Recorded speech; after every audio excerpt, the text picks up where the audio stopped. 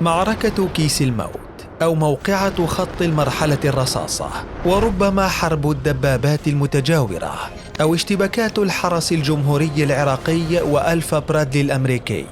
إن سمعت أي من هذه التسميات فاعلم أننا ما زلنا نتحدث عن المعركة ذاتها التي وقعت في 26 من فبراير من عام 1991 بين الجيشين العراقي والأمريكي ضمن حرب الخليج الثانية، أو ما أطلق عليها الأمريكيون وحلفائهم حينها عملية حرب الصحراء. أما ما يميز هذه المعركة أنها إحدى الانتصارات العراقية النادرة بهذه الحرب،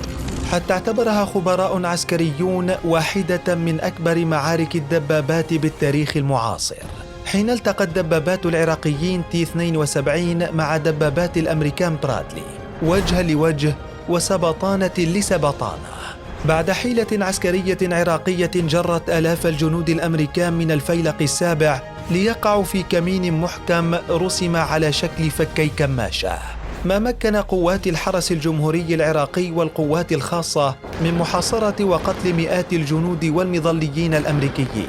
إضافة لتدمير المئات من الدبابات والعتاد الأمريكي. إلا أن هذا لم يعني قلة الخسائر العراقية، فكانت المعركة إحدى الأمثلة النادرة للقوات المدرعة الأمريكية التي تصدت لها قوات مشاة عراقية مقاتلة وناقلات جنود مدرعة عراقية، إضافة لدبابات عراقية تي 72،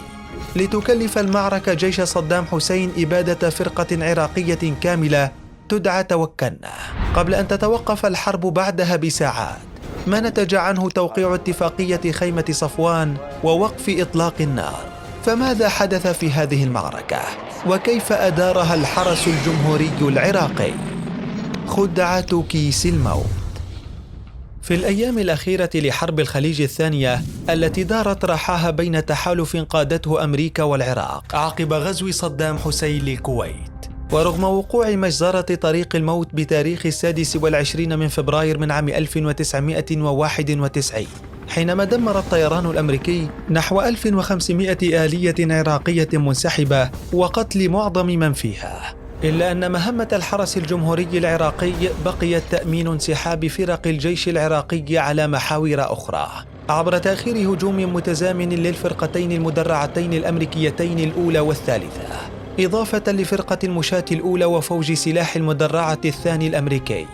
فوقعت المناوشات الأولية بين وحدات الحرس الجمهوري العراقي والقوات الأمريكية في صباح يوم 26 من فبراير على بعد 30 ميلا غرب وادي الباطن، فكانت النتيجة كارثية بتدمير الفرقة الثالثة المدرعة الأمريكية للواء من فرقة توكلنا المدرعة العراقية قبل حلول الساعة 3 ظهرا،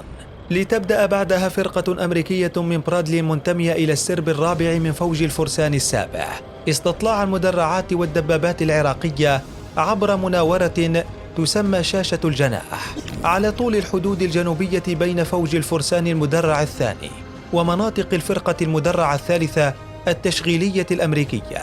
في وقت كانت فرق المشاة الأمريكية تتقدم من الخلف باتجاه الشرق، لتبدأ الخطة العراقية الموضوعة من الحرس الجمهوري عبر إشعال مئات الآبار النفطية لتنطلق منها أدخنة كثيفة تضافرت مع سوء الأحوال الجوية والعواصف الرملية والرياح الشمالية لتحرم القوات الأمريكية من الرؤية، ما اضطرها لاستخدام المناظير الحرارية، إلا أن المدرعات والدبابات العراقية المرابطة كانت قد أطفأت كل محركاتها، ما حدا بالأمريكيين الاعتقاد بعدم وجود أي قوات عراقية بالجوار، خاصة مع عجز الطائرات عن رصد أي تحرك على الأرض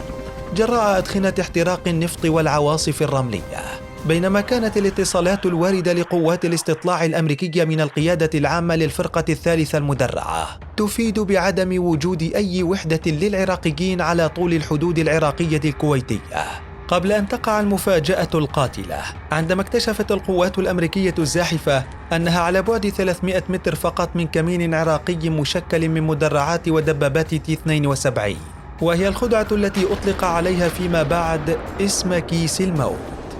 أبواب جهنم. قبل أن تستفيق القوات الأمريكية المتقدمة من هول المفاجأة، فتحت القوات العراقية المرابطة رشقات نيران كثيفة من الرشاشات الثقيلة وRPG-7